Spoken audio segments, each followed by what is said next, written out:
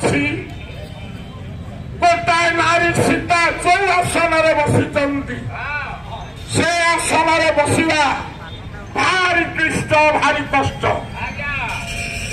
କାହିଁକି ସୀତା ଜଗତ ଜନନୀ ହେଇଗଲା?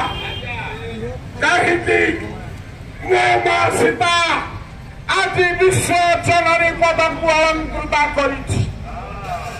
ଆଉ ବିଶ୍ୱ ଜନନୀ ଜଗତ ଜନନୀ କେହି ହଳ ପାଇଁ ଆଜ୍ଞା ଚୁକ୍ତା ହେଲେନି। ବୁଝୁଛୁ ପୁଅ? ରସୁ ଚାରି ଧାରି କଥା। ରାବଣ ସୀତାଙ୍କୁ ଚୋରି କରି ନେଇଗଲା।